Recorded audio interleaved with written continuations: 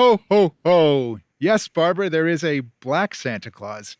Welcome to a special holiday edition of Among Neighbors, a podcast about race, power, and privilege. I'm Andy Conti, director of the Center for Media Innovation at Point Park University. And as always, I'm joined by Barbara Johnson, the senior director of race and gender equity at YWCA Greater Pittsburgh. Barbara, happy holidays, Merry Christmas. Hey, Andy, good to see you. Merry season for all and everything that people celebrate. Thanks for having us together right before the holidays start. This is exciting, and we have an exciting topic ahead of us. Well, yeah, for me, I wanted to have a conversation about the holidays. We don't often think about it, at least white people don't think about Christmas and New Year's and Hanukkah and this time of year and Kwanzaa in terms of being white holidays and black holidays. Obviously, we think of Kwanzaa as a black holiday, but we don't think about Christmas in terms of black and white.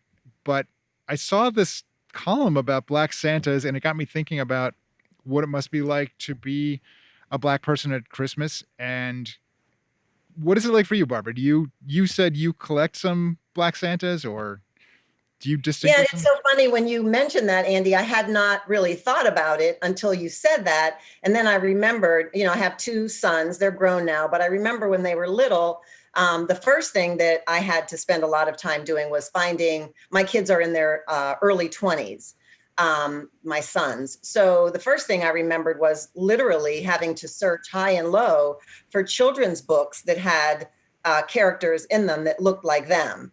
And then when Christmas came around, I remember getting a gift from a friend who did ceramics, and she made these two little angels for the tree, for ornaments for each of my sons. And she was an African-American person, and she made sure that the angels were black angels, which I was really impressed with. And so for me, I give my children an ornament every year as a memento. So they have an ornament they have 22 and 28 ornaments respectively that have the year on them, so they know what year they got that ornament. And usually the ornament was reflective of something that they've done or something related to their personality. When they were little, I did give them a Santa ornament, and I remember I bought wooden ornaments from, I think it was Michael's, and it was just a blank wooden ornament of Santa, and I actually painted the coloring on it, so the red Santa suit and the white fur. And then I painted the Santa faces black.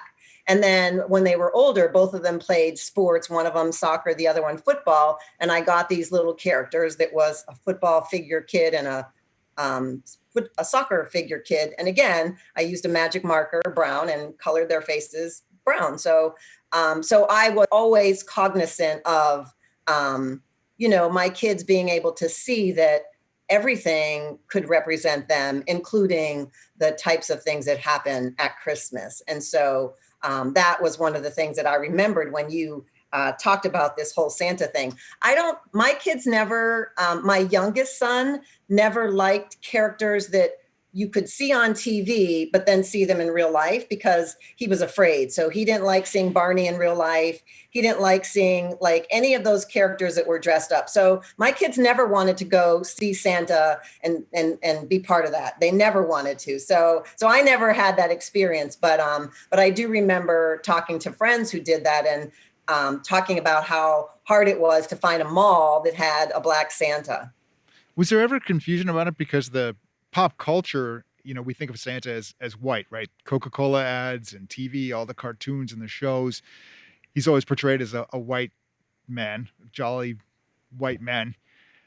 Do you have to have a conversation with your kids about, well, is there confusion about is Santa white or black? Does that ever come up? Or is it just like a thing that's understood?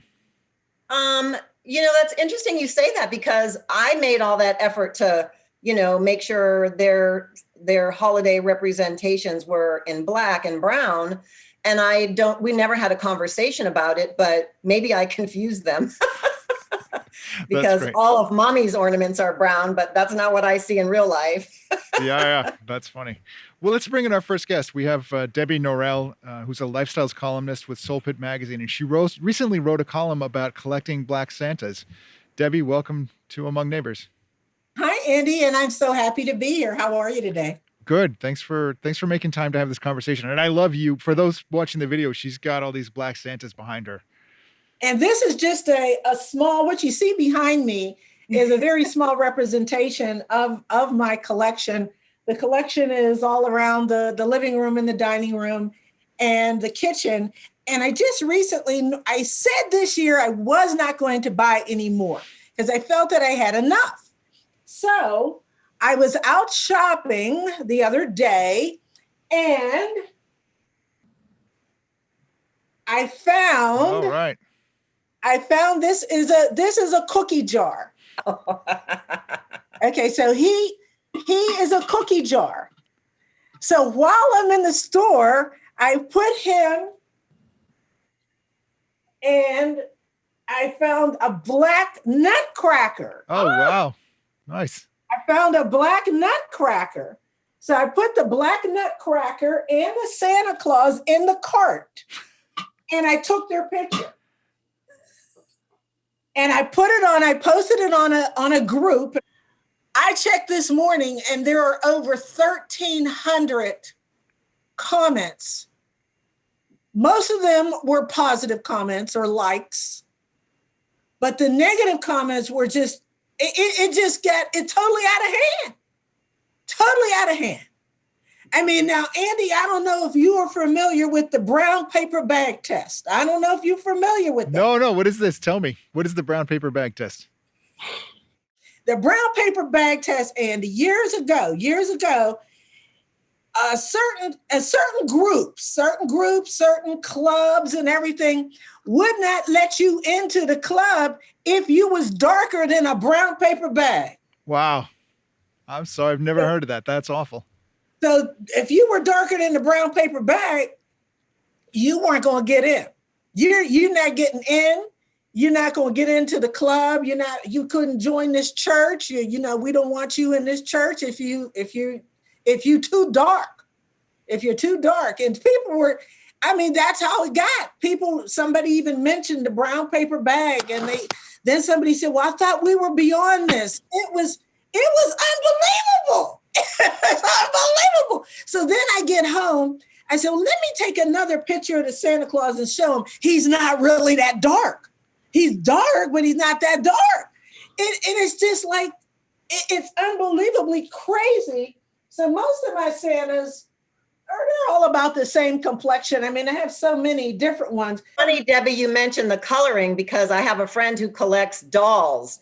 And for a while, anytime a new doll came out, it was one shade of brown. It was just dark, dark, dark. So there was not a lot of, complexion changes within that. And right. I think when the ballet dancer, I forget her name right now, but once she became a famous ballet dancer who is Black, then they decided to make skin tone, flesh colored ballet stockings type, as well as point shoes and in many shades of brown so that they match the coloring of the dancer, because all dancers are not, brown dancers are not the same complexion and the shades can vary. So interesting thing, because that just happened in recent years. Right. And, we brown and Black people have been different colors for many years, not just recently. Well, yeah, as long as we've been around. Right. As long as we've been around, which is like forever.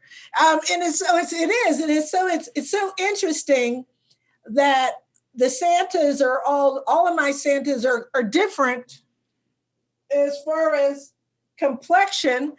And now here's a Santa that doesn't have a hat. Mm. He doesn't have a hat. He's pretty dark. He's bald. Here's another very interesting thing. Now you see Santa here has a list. Santa names, here right? has a list of children's names. Oh. I'm going to read you some of the names. Helen, Sam, Joyce, Paul, Peter, Billy, Mary, Katie. Okay? Right. Recently, I saw a Santa with a list, two Santas, Black Santa, White Santa. The Black Santa had names like Shanae,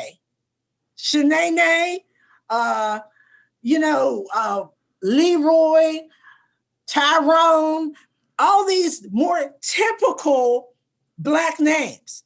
But then the names on the white Santa were like names like I just read to you. It's amazing. And it's sometimes you wonder who is behind these, who are the people in marketing and the creators of these things who there's, probably nobody Black in the room. Like years ago, Right. a lot of Black sitcoms, there would be no Black writers. There would be no Black writers. And so there would be things that would take place in the sitcom. And I'm like, well, that's not how it happens, really. In our neighbor, in our lives. That's not how it really happens. So it's very interesting. And then for several years, I went where there was no Black Santas at all. I couldn't even find one. Mm-hmm. And sometimes you only find them in certain neighborhoods. Like I'll find them in the East. But if I lived in the North, or if I go shopping in the North, I'm not going to find the Black Santas, but I'll find the Black Santas in the East. Or at the end of the season, like in January, if there were any Black Santas, now they're all marked down because nobody wanted them. And so then any Santa that was marked down, I would buy that Santa because I didn't want to leave that Santa on the shelf. You needed a home. Yeah, I like that. Well, let's bring in our other guest so we can have a conversation amongst all of us. I'm a little self-conscious, actually. Here I am wearing the Santa hat, and I'm introducing Wali Jamal, who plays Santa at Market Square. Wali, you're the Post-Gazette's Performer of the Year in 2018. I think they said that when you won that award, that was because you had appeared in all 11 of August Wilson's cycle plays, which is quite an accomplishment. And then they also described you at the Post-Gazette in a profile earlier this year as an actor, drummer, stand-up comedian, playwright, history buff. Seems like you do a lot of things. How does playing Santa stack up with all of that? Oh, it just adds to the myriad of experiences life can present. And it is quite an experience. It's a very human experience. It's very uplifting for the most part because I love kids. And when I pop up on that screen, their faces just light up. And Barbara, to your point that you were making about your kids being scared, when they go to see Santa, they are just as scared doing it virtually on the screen. My goodness, I'm serious. Because like for this one little girl, I went toward the screen a little bit, just a little bit toward the screen. I'm not even in the room. Right. And she jumped back because it's bigger than life. Santa is bigger than life, and he's magic, and he can do anything as far as a child is concerned. And the whole experience, like he's there. That's the guy, and you're seeing them, and they just love it. Here's a pic of me and the other Santa, and he's sitting on the Santa chair where we do the Zoom thing. I want to show you. There's a. So it's it looks like you're at the North Pole, basically. And we should say that because of the pandemic, you're not meeting with kids in person this year. You're doing it all virtually, right? Right. And this is what the screen looks like when we're visiting. But so I should say too, for background, that for the people just listening, Wali, obviously you're a Black man. You play Black Santa. Do people treat you differently as a Black Santa than they would white Santa, or do people just treat you as Santa? The kids don't. But and let me tell you,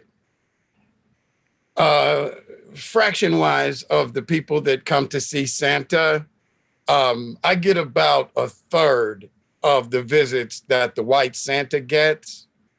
People can choose, right?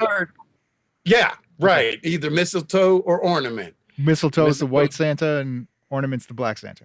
Right. Okay. And I would say a third of the people that see Black Santa are adults with no kids.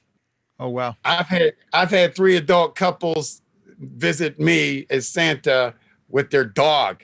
They brought their dog to see Santa. Yeah. I'm like, whoa, who is this little fellow here? And they're like, oh, this is Taco. This is Taco. And oh, well, what does Taco? Oh, what? Oh, wait, Santa can speak dog. Oh,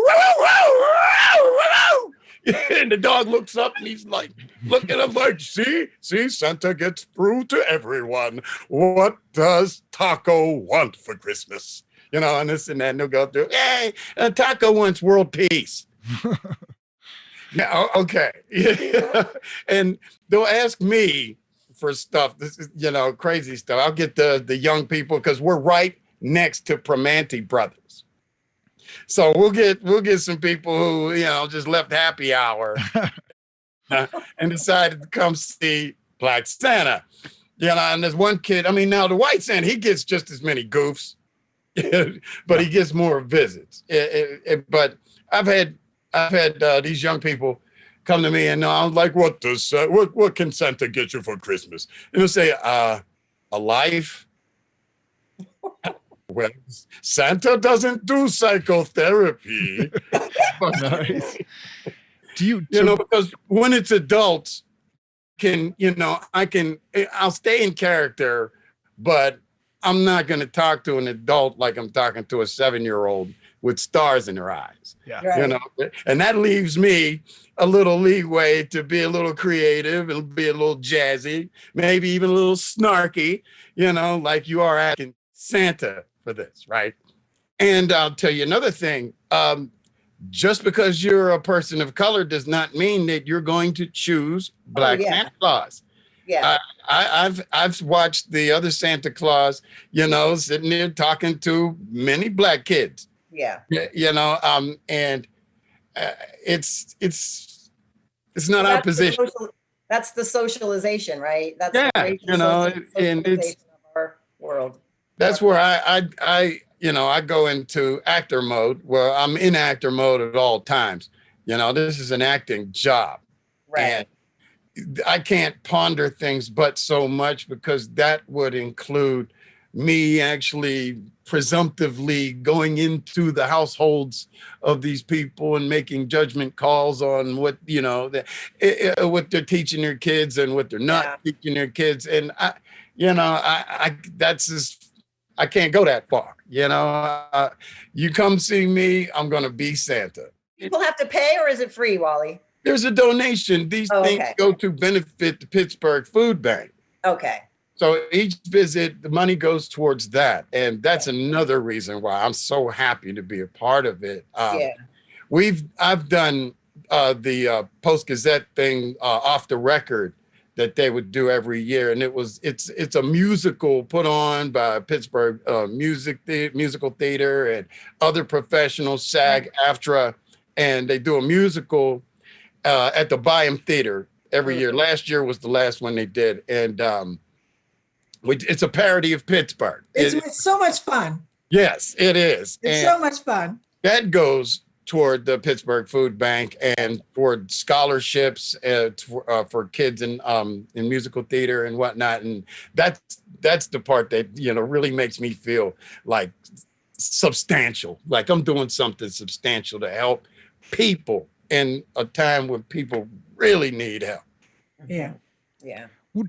So I'm curious to, this whole show is about race, power, and privilege. And I'm curious how all of you feel about Christmas in particular. Do you feel like it's a white holiday that you have to be allowed into, or is it just a holiday? And, and the only reason I ask is because, like, Barbara, you're describing coloring in your Santas, and Debbie, you're talking about the different colors of your Santas and looking for the Black Santas and finding the Black Santas left on the shelves. Does it feel like you're left out of the holiday, or does it feel like? Oh, no. Okay. I've never felt that I was left out of the holiday, because I had a wonderful childhood, and Christmas at our house was always wonderful. So definitely did not left out of the holiday. It's just as you become an adult, you start to realize things as you know, create your own household and celebrate the season in your own way, you say, well, gee, you know, why are all the Santa Clauses white? And I don't think I would like to have one. Not that I have anything to, you know, against white people. It's just that the people who played Santa Claus in my household, my mother and father were both Black. So I feel that, you know, why wouldn't I have a Black Santa Claus? Because, you know, that's really what's going on. And, you know, there's just so many other things. Like, I don't know if you guys are familiar with like these chefs that you can buy to decorate your kitchen. Mm-hmm. Yeah. Okay, Barbara, you might be more familiar with it than Andy. So the majority of the chefs that you see to decorate your kitchen are all white. What? And then I found my chef. He holds a bottle of wine. He's actually a wine holder. So you found a Black chef. Yeah. I found my Black chef. He was on the markdown counter. That's good. You get a discount on your Black characters then. I couldn't leave him behind. All the Blacks are always at a discount. That's terrible. Mm-hmm. But no, you know, my life, I had a wonderful childhood, wonderful life, and really great memories of Christmas. I mean, wonderful memories of Christmas. And when I was a little girl and I went to see Santa Claus, he was always white. But at that time, when you're 5 and 6 years old, I didn't really think about it. Yeah. You know, I didn't really think about it. You just thought that Santa was white. You just thought that Santa was white because he was always white. But then as you grow older, then you start to see things differently. And I think too, it's more, I would agree with Debbie that it's not so much that I never felt left out of Christmas. And it wasn't until I got older that I started to pay attention to the fact that that there were so many parts of it that felt exclusive. Yeah. So, you know, so how did I bring myself? How do I bring my face, my color, my culture, my ethnic background? How do I bring that into the same space so that, you know, again, it was always through the eyes of my kids, like, so that they feel like this is for them too. And it's not just for white people. Yeah. Many a year when I was a kid growing up in the project, St. Clair Village, Christmas, there were many a year when me and my siblings didn't get anything for Christmas. And so I didn't feel left out of Christmas through race. It was through poverty. Right. You know, and another thing about that was I became a little disillusioned about Santa Claus, and not in a bad way, just a realization, you know, that there ain't no chimney in the projects for Santa to come down. And, you know, it's just some logical things that even a child can, you know, factor out, you know, on their own. And so I don't, the thing was, I was going to Catholic schools. Me and my siblings were going to Catholic schools. And so we would ask, well, why ain't we getting nothing for Christmas? You got your education for Christmas. And we came to terms with that. We just did. We got over that. You know, we got over not having things. I mean, we learned the lessons from The Grinch That Stole Christmas. You know, that like it comes without boxes. It comes without packages, ribbons, bells, and all that crap. It's in your heart. It's in your home.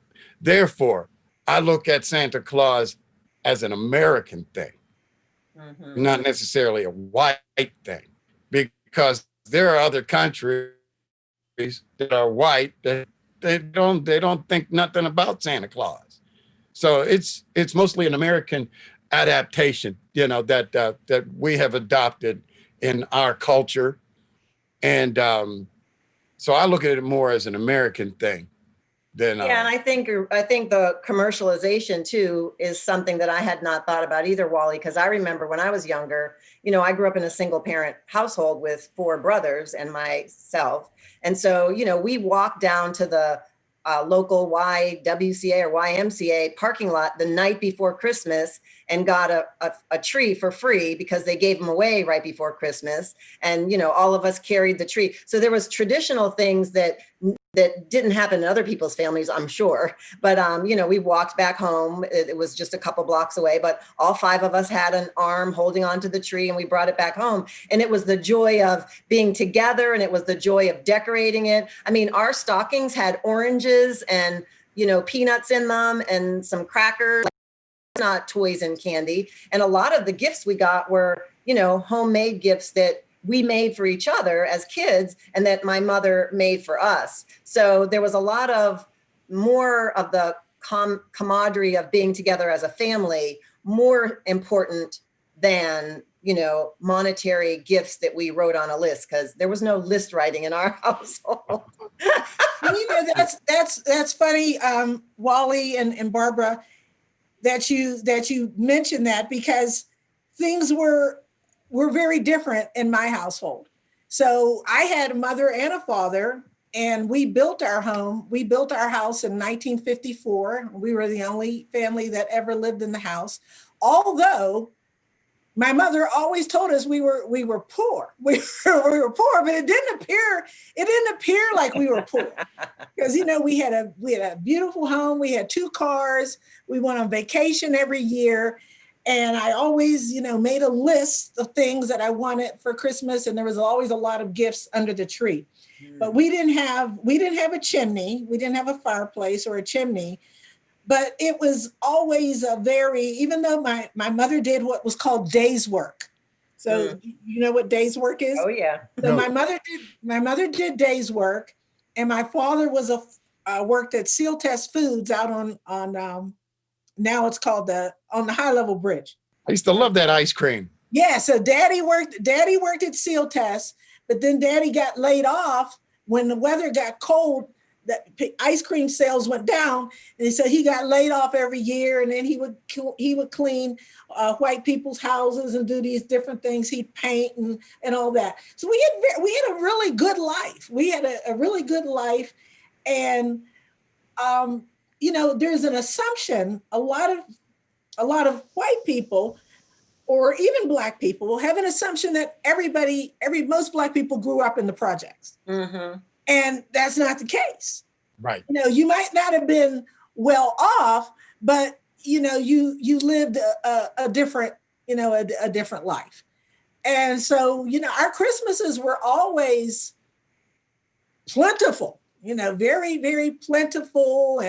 But our stockings too had apples and oranges and nuts and candy canes. That's what was in our stocking. Yeah. When I would say from a white perspective, you know, that whole issue of poverty, you know, it cuts across. And, you know, for us, when I was little, my grandparents lived in the country. So we would go to their house and we would cut down a tree and bring it home. So it would be a free tree that way. And, you know, and of course, yeah, you always had the oranges and homemade things. And I think about one year my sister wanted a Cabbage Patch doll. They were real popular. They're hard to get. And we went to my grandparents for Christmas, and my grandmother had made a doll out of cabbage. It was like, here's your Cabbage Patch doll. And just sort of a reminder, like, we're not going to get into this whole commercial thing. We're going to, you know, we'll do what we can, and you get what you can. But to your point, you're going to live. Yeah, you're going to live. And like all of you said, it was more about being together and you know, what you bring to being with each other. Speaking of dolls, I'll just tell you the story real quick. I remember the year that I asked for a Barbie doll, and my parents found a knockoff, and her name was Debbie. I was livid. I'm like, how dare you? How dare you give me this Debbie doll instead of, you know, I wanted that Barbie doll, but I had to end up with Debbie. Debbie doll. You think they were probably so excited. Your parents were probably so thrilled. Like, we found a doll that's got her name on it. And they got my name on it. I didn't even want it. Yeah. I'll tell you what, when I was little, when I was doing stand-up, I would do this Christmas joke every year. And I'd talk about, like, well, my mama asked me what I wanted for Christmas. And I'm like, oh, I want Hot Wheels, mommy. And then she'd get me Hot Wheels. And first time I made her mad, she whooped me with the Hot Wheel track. So then the next year she asked me, well, what you want for Christmas? I was like, well, I want a wiffle ball bat and wiffle, that's that. So as soon as I made her mad, she whooped me with the wiffle ball bat. So then she asked me the next year, what you want for Christmas this year? I said, nothing. You just gonna whoop my behind with it. Love it. Very nice. Very good. Well, is there anything that, as we kind of wrap up the show, is there anything that you think white people should do to be more inclusive at Christmas or to be more sensitive about it? I think, Debbie, you talked about the Santa with the list of names on it. And, but are there things that you think that white people are just missing out on when it comes to race and power and privilege when it comes to the holidays? I think what's being missed out on in general is that we're all people. We're all human beings. We are all human beings. We might be of a different race, or our backgrounds might be a little bit different, but we're all human beings. And it's so much better when people are getting along, and understanding differences, being able to understand differences, but knowing that I want to have a good life just like you want to have a good life. Mm-hmm. And I want to enjoy things just as you want to enjoy things. And that, the segregation and things like that, still does exist to an extent, that it would just be a wonderful thing if that could go away. When they say, well, what would you really like for Christmas? A lot of times I'll say, I would like peace, like world peace. It would be just so nice for people just to all just go about their lives and their day without this hate. Mm-hmm. It seems to be, in the last 4 years, there's just been such a resurgence of hate. And I would just like to see people try to get to know people of other backgrounds and other races, and not to hate so much. Yeah. Thank you. Yeah, that's a great message, Debbie. How about you, Wali? Is there anything that you think white people should know when they come to see a Black Santa, or when they just come to see Santa? Well, I think if they're having their talk with their kids about the Black Santa or the White Santa, they should inform their kids that Black people have been in America just as long as white people, because y'all brought us with you.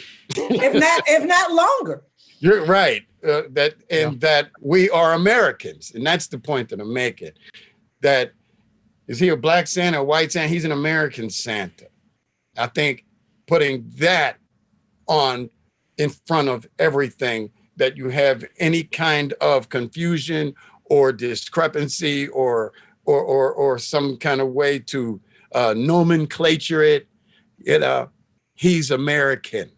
You're American, not Democrat, not Republican, American. Yes. We can get to that and just acknowledge that no one who's a naturalized American citizen is any more American than any other naturalized American citizen, period, regardless of color, race, religion. And this is a time of year where we need to accept and acknowledge the diversity that creates America. Mm-hmm. That's great. Absolutely. We don't think about Santa sneaking across the border to get into America from the North Pole, so... Right. I used to do Cheech and Chong, like, hey, man, Santa Claus, man, he had to give it up. Yeah, that's a dangerous bit. Hey, man, he got stopped at the border and somebody took a shot at his reindeer, man. Oh, man, that's a real hassle, man. Nice. All right. Well, thank you to both of our guests, Debbie Norrell, who writes a lifestyles column for Soul Pitt magazine and who recently wrote about her collection of Black Santas. And thank you especially to Wali Jamal, an actor who plays Black Santa, or plays Santa, and happens to be a Black Santa at Market Square in downtown Pittsburgh. Barbara, come see Santa Zoom. Santa Zoom. I'm gonna come and visit Santa and tell him what I want. Well, Barbara, we wrap up our podcast here. How do you feel about the conversation and the way people bring race and power and privilege into the holidays? Yeah, so as we were talking, and I think that even before this, because I had to spend so much time as a woman, as a mother to brown and Black boys, it made me start to really connect more and try to make sure that there was more inclusion in my life. But I also think about our city and how we have a Spanish-speaking population, we have Asian members of our community. And so just as Debbie said, when we think about Christmas, I just remembered going down to the downtown in I forget what building it is, but they have Santas around the world. And I think about how just going to see that exhibit and really learning more about Santas around the world would help us to think more diversely about the meaning of Christmas, how other people interpret Christmas, and bring more inclusion into our own lives, because those are, again, more stories that we can tell our children to help them to see that it's just not all one singular idea, and that they, as children growing up, they're in a diverse world. And so the more they learn about people who are different than them, even at Christmas time, the stronger their lives are going to be as they work with each other to build that peaceful life that Debbie talks about, peace-filled life.